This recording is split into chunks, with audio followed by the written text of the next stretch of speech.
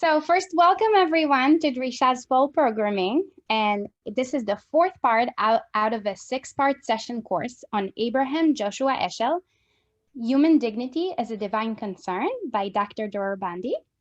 Dr. Dror Bondi is dedicated to bringing Abraham Joshua Heschel's thought to Israel, translating his words into Hebrew, and transforming Israel by his spirit.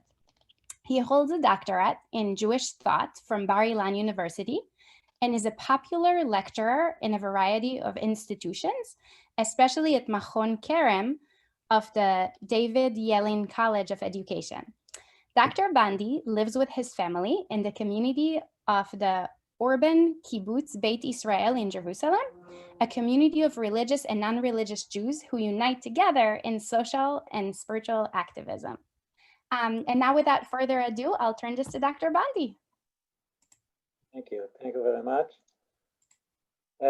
Thank you for all of you for your participating in our class.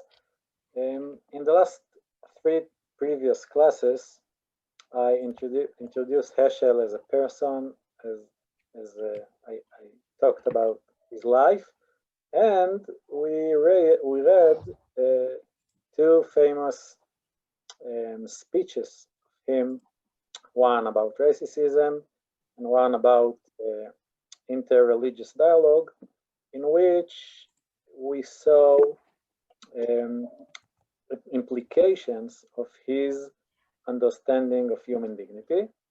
Today, we will go back to his sources, to his understanding of the Bible, of the prophets.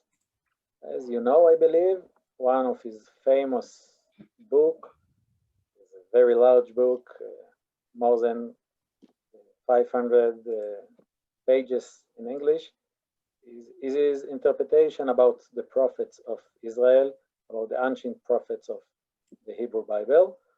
And this is a book which he edited from his PhD dissertation, which he wrote when he was a student in Berlin.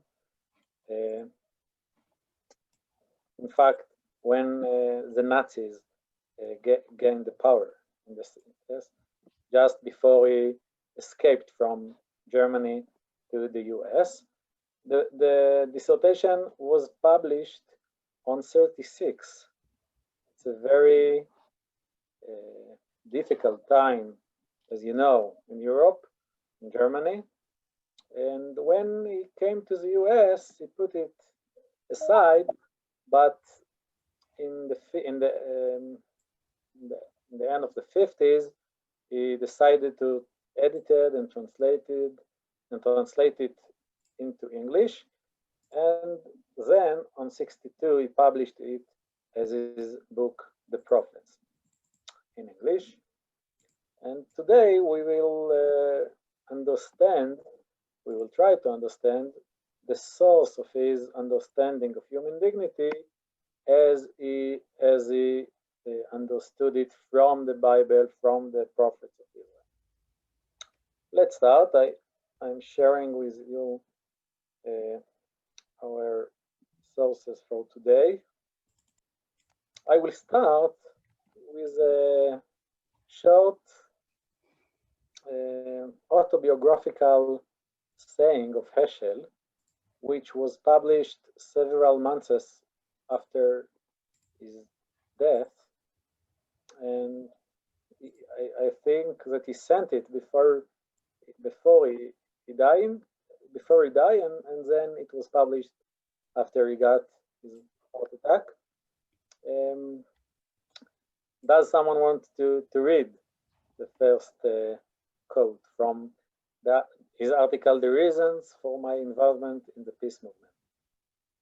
As you know, he established an inter-religious group against the war in Vietnam, and in this article he established his reasons for this fight. Amid will you help us like the last class? I want to read. Okay, so now we're reading The Reasons for My Involvement in the Peace Movement, Thank you. 1973. For many years, I lived by the conviction that my destiny is to serve in the realm of privacy, to be concerned with the ultimate issues and involved in attempting to clarify them in thought and in word. 3 events changed my attitude. One was the countless onslaughts upon my inner life, depriving me of the ability to sustain inner stillness. The second event was the discovery that indifference to evil is worse than evil itself. The third event that changed my attitude was my study of the prophets of ancient Israel, a study on which I worked for several years until its publication in 1962.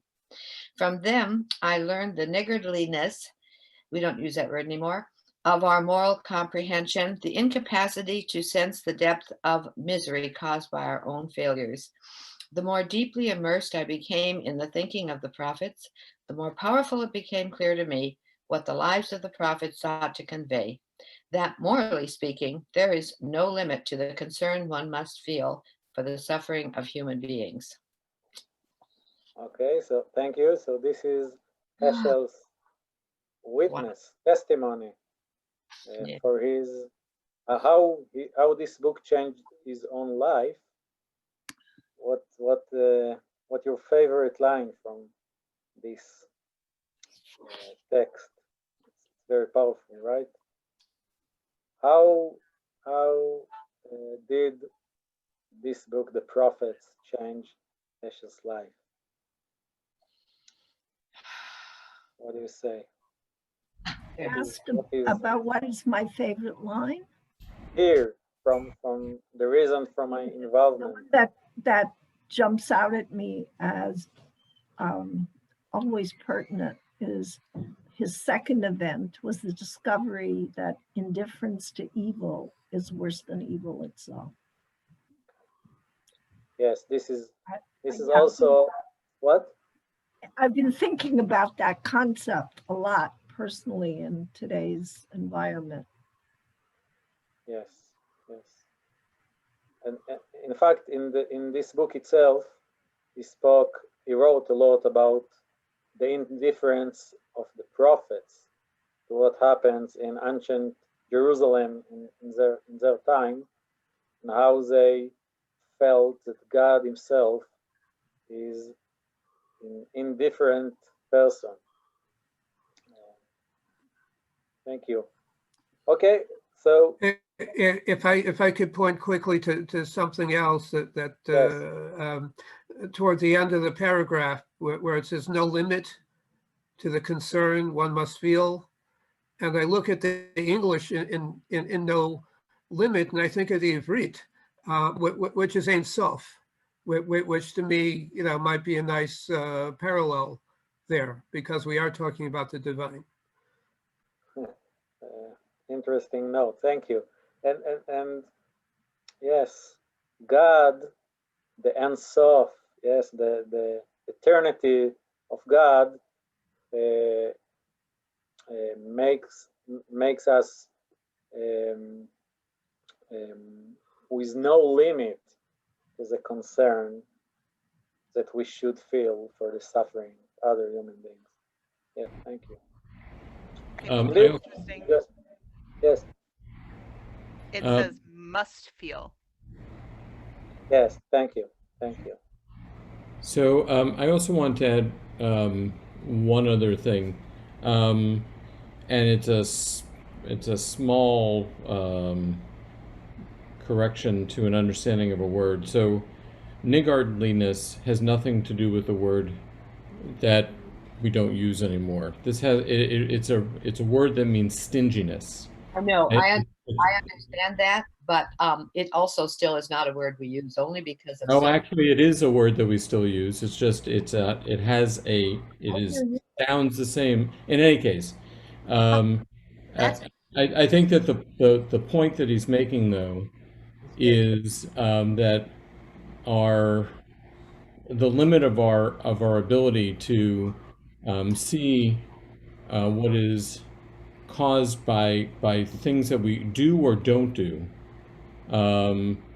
is something that he only came to realize as a result of having studied the prophets, but also started to realize the importance of intervention in order to deal with questions of injustice and suffering of others.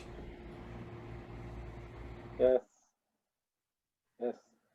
As we see in our first class, Heschel's own life was life of suffering, and yes, when he came to the US, he can't believe that in the South, the Afro-Americans has no right, no full rights. He was a Jew from Germany, and he can't believe that in America, other people suffered as he suffered. Yes, his own life taught it before he learned it from the prophets. Yes, that's what you meant. That's what you meant. Okay. I want to read another autobiographical saying now from the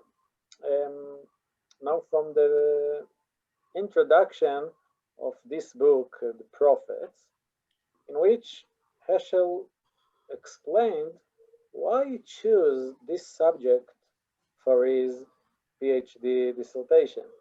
Yes, why he chose such a subject to write about it in the Nazi, in the what happened to Berlin, what happened to Germany in the 30s.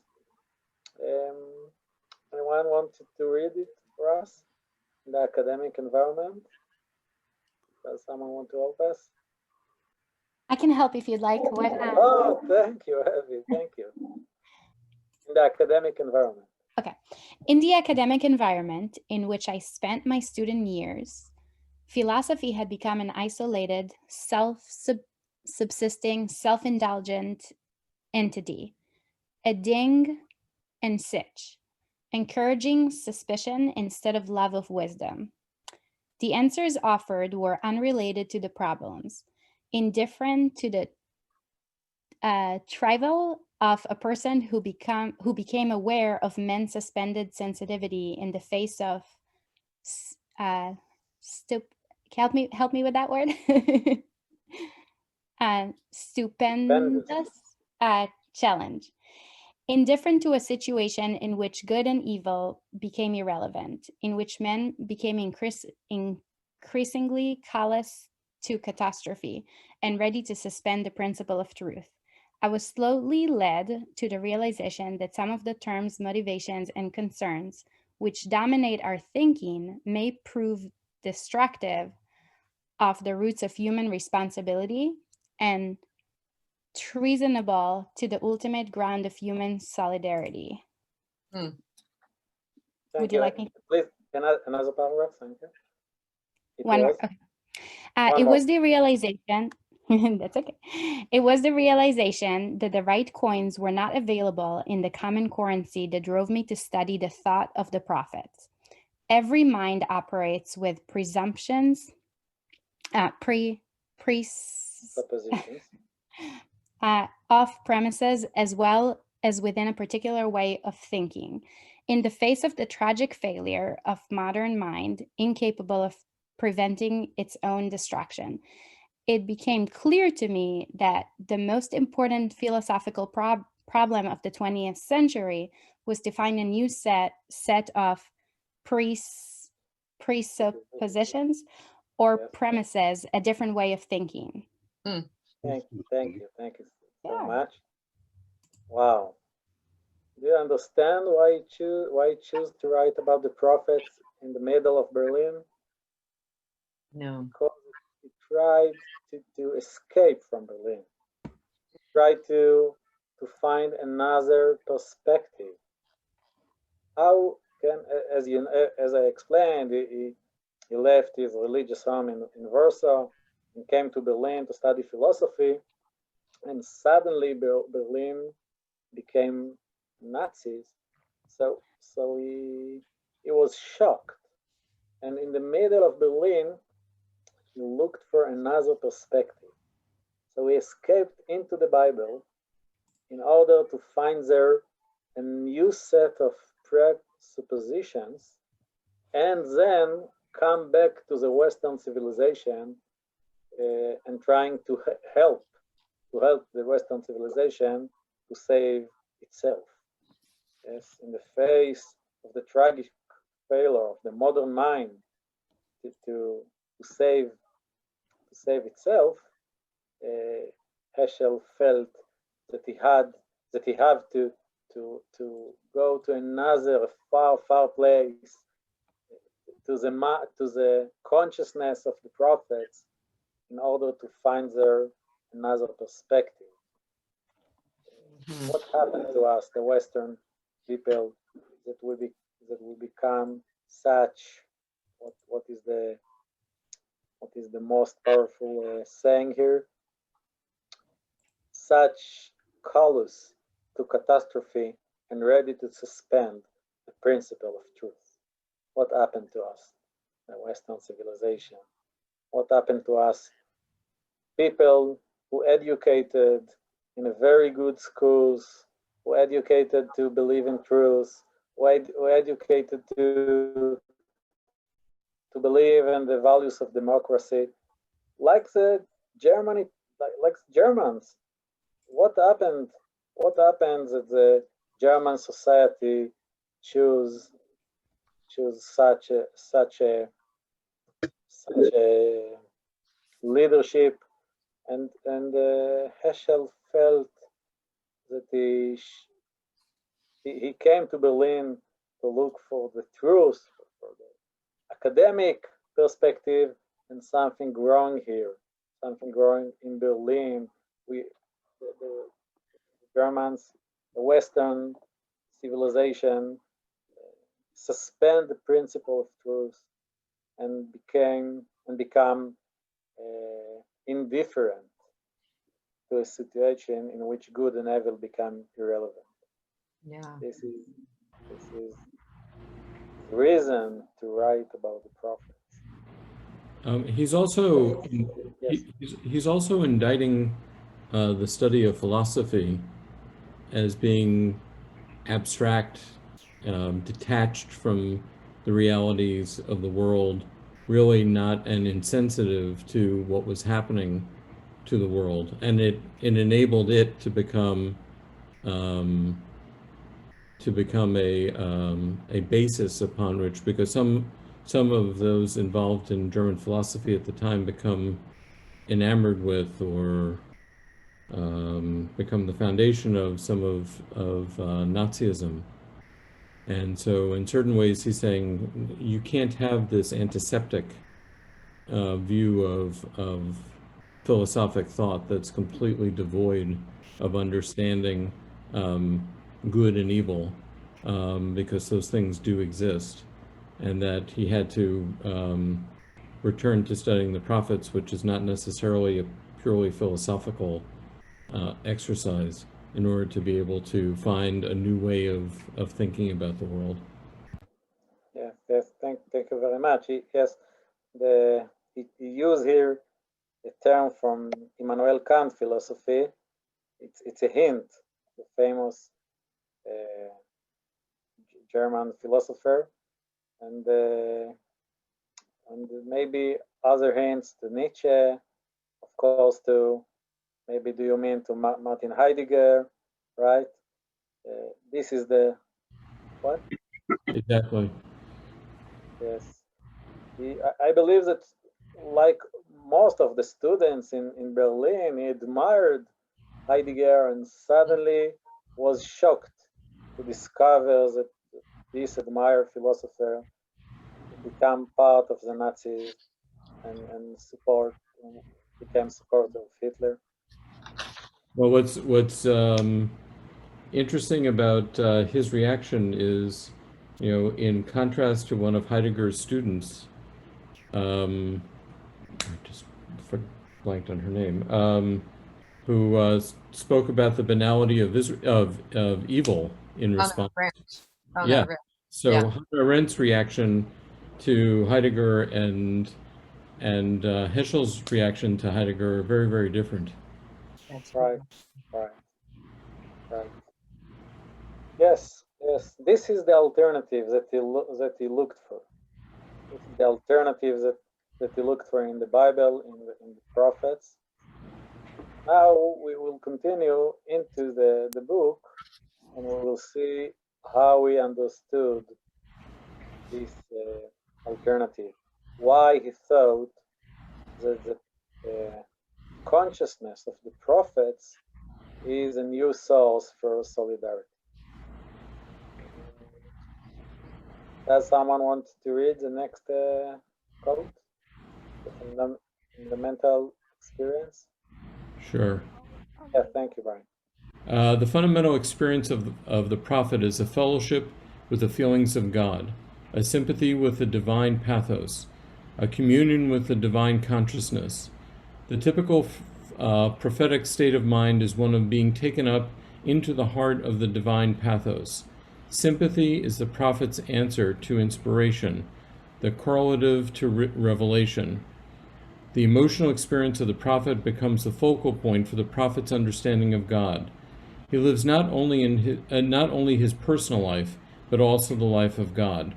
The prophet hears God's voice and feels his heart. He tries to import the pathos of the message together with his logos. As an imparter, his soul overflows, speaking as he does out of the fullness of his sympathy. Thank you. As you can see, this is a very different place from the analytical philosophy, from the rational philosophy of the philosophers in Germany. Yes. Do you ever understand? Did you ever understand the prophets in such a way? When you read the Amos or Shea or Isaiah, do you accept that the prophet, the fundamental experience of the prophets is a fellowship with the feelings of God? Yes, as you know, Maimonides, the Rambam, doesn't allow us to think in such a way. What is the meaning of the feelings of God? God has feelings. God has pathos. What do you say about these sayings about the prophets? Can you accept it? Can you see it in the Bible? Can you allow yourself to read the Bible as it written? What do you say? You want to say, say something else? Mr. Katzman, do you want to say? No, I was just indicating that the correlation between the public accepting Hitler's Mishigas and Trump's Mishigas, that the people become, don't listen to reason, or they just follow the leader. It's a failing of humankind. Yes, but Heschel thought that the way to fight the unrational way of thinking is not by rational way of thinking, but by another pathos, with the feelings of God. People, human beings, have feelings, and if you try to convince them only by reason, they might react by their feelings, by their identity. So Heschel tried to build an alternative, which also comes with pathos, which also comes with sympathy, and not the rationality. We discover that rationality can't fight against parts of our human consciousness, of our human desires. So we need another source, and we need a connection with another person. As you can see, Heschel described here, or maybe indicated here, that God is, yes, it's a dialogue. Yes, the prophets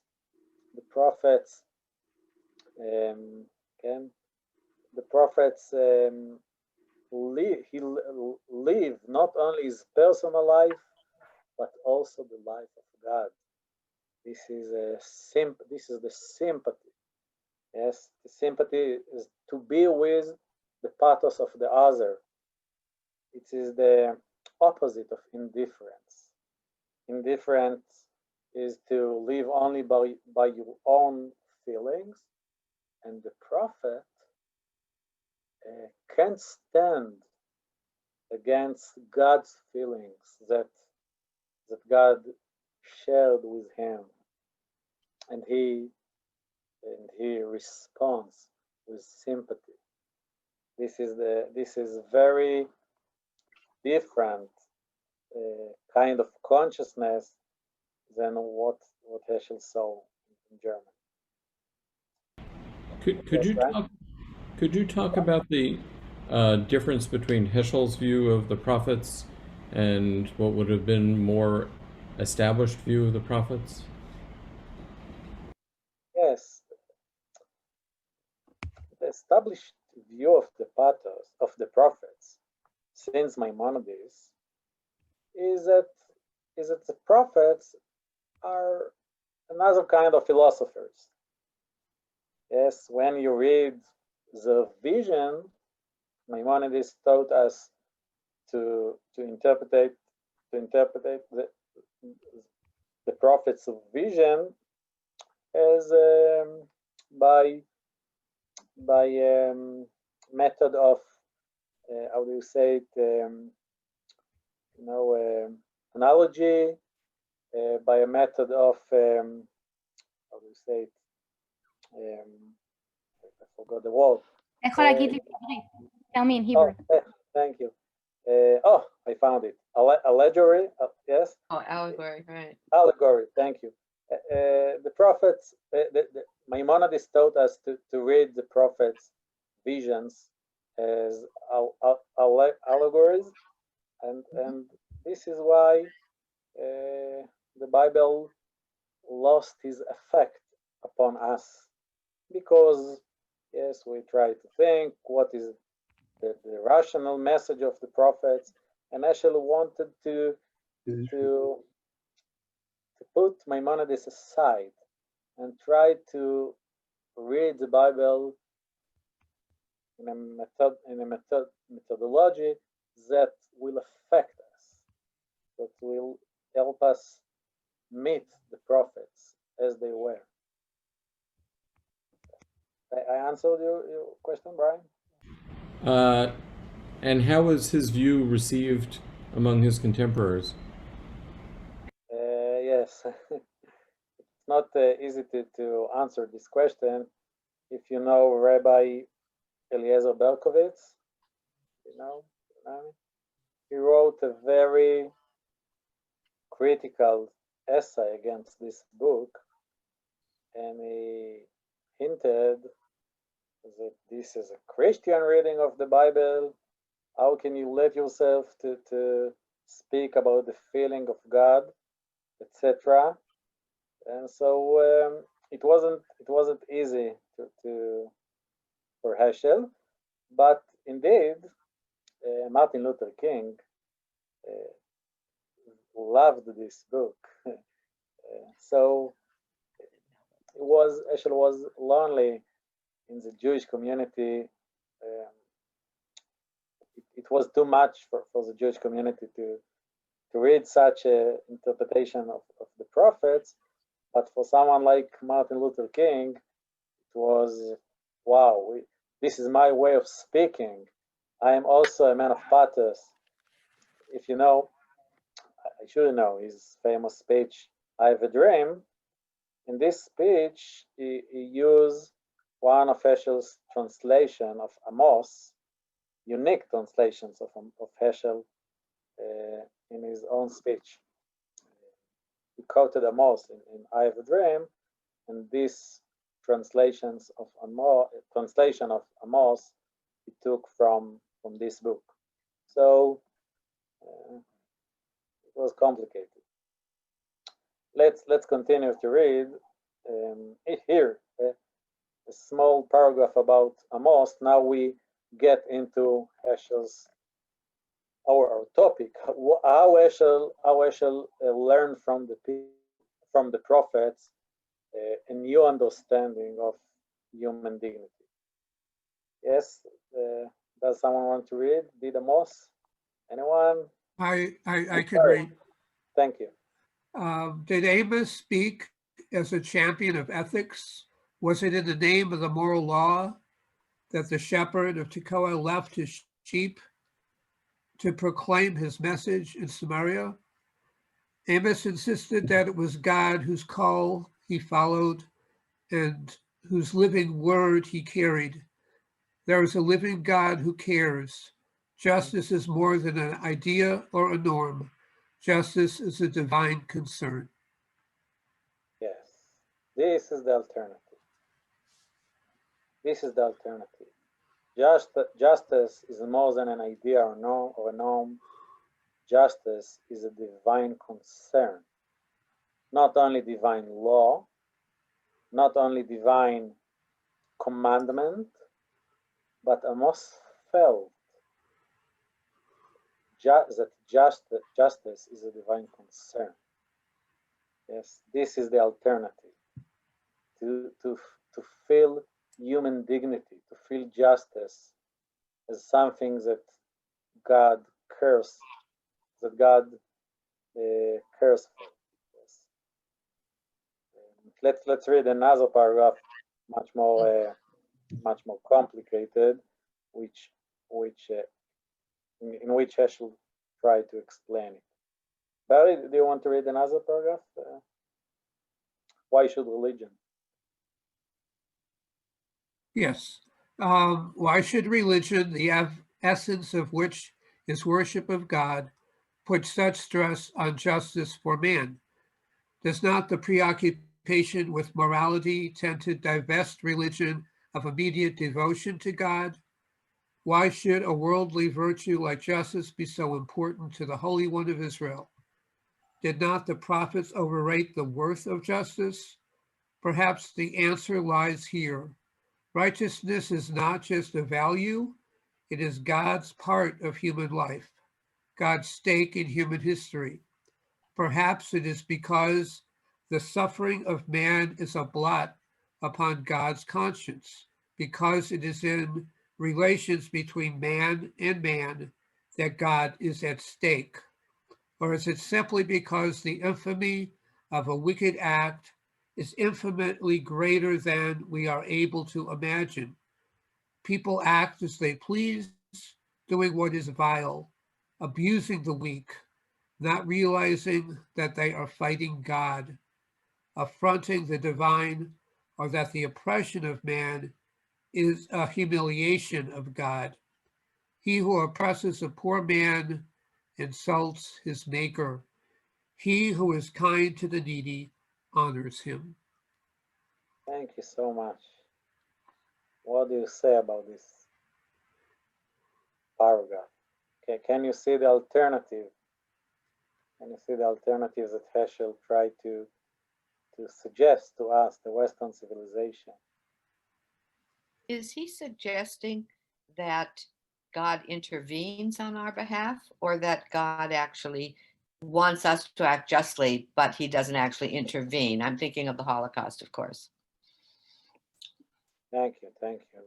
This is a good question. Heschel, after the Holocaust, can't believe anymore in God's intervene. Right. if you want, he spoke about it in an interview few weeks before he died to NBC. You can find it. On the web. In this interview, he explained that after the Holocaust, he can't believe anymore in God's intervene, but in the same time, he feels that he can't. That we, the human society, we need God's help by His perspective. Yes, we can't wait for God's intervene, but as you know, there is another problem with the Holocaust, that also the Western civilization didn't intervene. That humanity stood in the side, and nobody came to help to the Jews, and so we need God's perspective.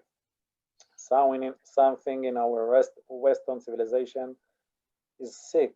We lost the understanding that indifference is a kind of evil, and God's perspective,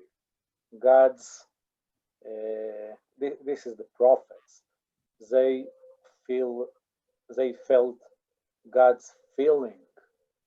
God didn't intervene, but they can't stand anymore from the side. They had to intervene because they felt that God's conscious, because they felt that, as Heschel said here,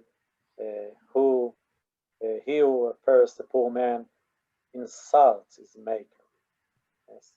This feeling of God, this is the source to see human dignity as an ultimate demand, as in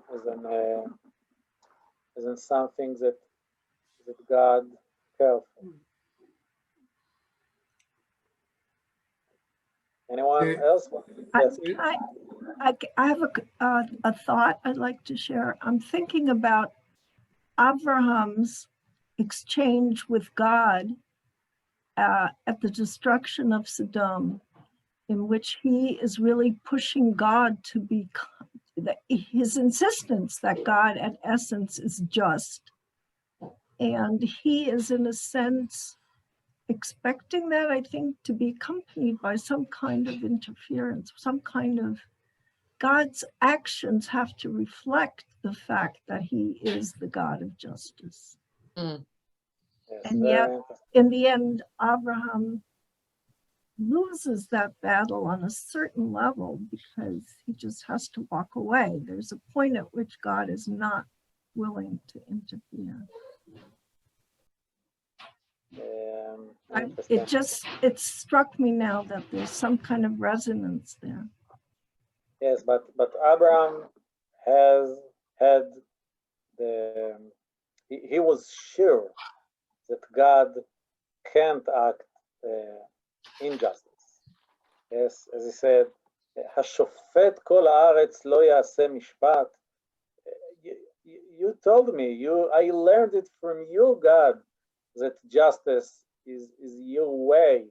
How can you behave in another way of action? Can I say something? Okay. Yes, Rabbi. You know, it's been years since I've read The Prophets, but while we're reading this, it occurs to me that part of the resistance to the prophets in their era, like some who try to be prophetic now, is that sometimes it can be done in a way that's a harangue, that people can't hear it because of the way the message is delivered. But when I think of Heschel, and I had a conversation, interestingly enough, about Heschel the other day when I pointed out when people were saying, well, what should we do to make our congregations more political? And I said, I don't think of it that way. I don't have a congregation, by the way, so I'm not invested that way. But I said, Heschel didn't ask his congregation, if I recall, to walk with him over the Pettis Bridge in Alabama, in Selma. He took that action himself, along with Martin Luther King. And so instead of haranguing, he used himself as an example. Whenever he wrote, it was in such a loving way. And if people call that Christian, then I think there's a problem. But he managed to, his kindness was always present in what he wrote. And that made him, I think, a treasure, someone that I loved reading, still love reading for that reason. And I think that's the difference. The problem with the prophetic voice alone is the way it comes out, where people feel like they're being whipped. Whereas he does it in terms of leading them with kindness, just as he did on that bridge. He didn't insist a congregation follow him. I don't think he had one anyway, but I think using his life as example was a way to teach about justice in a kind way, in a way, a caring way, in an embracing way. That was has always been my impression. Thank you, but I don't know if you know, after the assassination of Martin Luther King, another voice came out of Heschel. His final work, A Passion for Truth, I have it. Is much more, how can I say it? It is much more aggressive. He can't suffer anymore that his community didn't do anything when such an historic moment of America happened. So in his last works, he is much more aggressive. But if you can read in this book, The Prophets, he also described the prophets as a challengers, as a people who address their community with harsh words. Not such a kind people like Hosea or Isaiah. Sorry. Now I have to go back, and I do have that book, and I did read it years ago. So now you've made me want to go back and read it again. So thank you. I will. Let's read another paragraph, or someone want to say anymore? Also, Dr. Bondi, the interview that you referred to that Heschel gave toward the end of his life is available on the internet. And I had occasion some years ago to meet the interviewer. His name's Carl Stern. And it's just amazing because you could read it and it's very worthwhile reading. But when you're actually able to see, the program, see the face, hear the voices, it adds so much.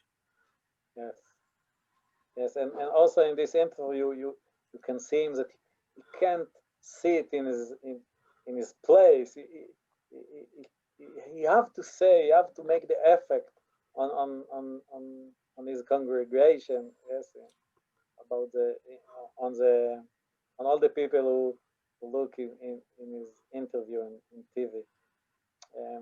He tried to be kind, of course, but he can't sit. You have to say. He had to say. Okay, let's read the last. I believe, yes, the last paragraph. This is the more complicated text in which Heschel tried to explain this alternative of the prophets to human dignity, justice. Who want? I'll read. Thank you. Justice is not ancient custom, a human convention, a value, but a transcendent demand freighted with divine concern. It is not only a relationship between man and man, it is an act involving God, a divine need. Justice is his line, righteousness his plummet. It is not one of his ways, but in all of his ways. Its validity is not only universal, but also eternal, independent of will and experience. God's concern for justice grows out of his compassion for man. The prophets do not speak of a divine relationship to an absolute principle or idea called justice. They are intoxicated with the awareness of God's relationship to his people and to all men. Justice is not important for its own sake. The validity of justice and the motivation for its exercise lie in the blessings it brings to man. For justice, as stated above, is not an abstraction, a value. Justice exists in relation to a person and is something done by a person.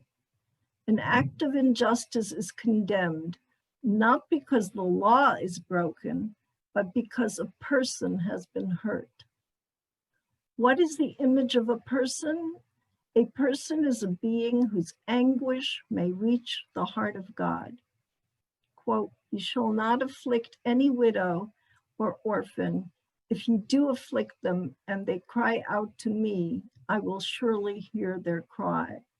If he cries to me, I will hear, for I am compassionate." Close quote from Shmuel. When Cain murdered his brother Abel, the words denouncing his crime did not proclaim, "You have broken the law." Instead, we read, "And the Lord said, what have you done? The voice of your brother's blood is crying to me from the ground." Yeah, thank you. Thank you. This is the point. Instead of understanding justice or human dignity as a concept, as a value, as a rational idea, Heschel went to the Bible and came back to us with the understanding that justice is something that happens in relationship, in the relationship between us and in the relationship between God and every human being. As I explained in the class about racism, Heschel, as well as Martin Luther King, believed that God is the most crucial source against racism. Mm-hmm. Because the faith is God. When you stand before God, you can't see another human being as a non-human, because you have to feel God's feeling to every human being. This is the God of the Bible. The God of the Bible is a person who cares. He's like a father of all the human beings. And the meaning of standing before God is to feel God's concern to every human being. Okay? Yes, in Exodus, in Sefer Shemot, as he quoted, "If he cries to me, I will hear." This is the source of the fight for widows and orphans. And as God said to Cain, "Your brother's blood is crying to me."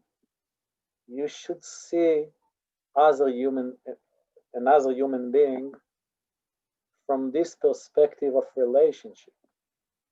Human beings are not a mere rational creature. human beings are your brothers and sisters. Yes, because we have, all of us, we have one parent which we should feel his feelings. This is the alternative understanding of justice.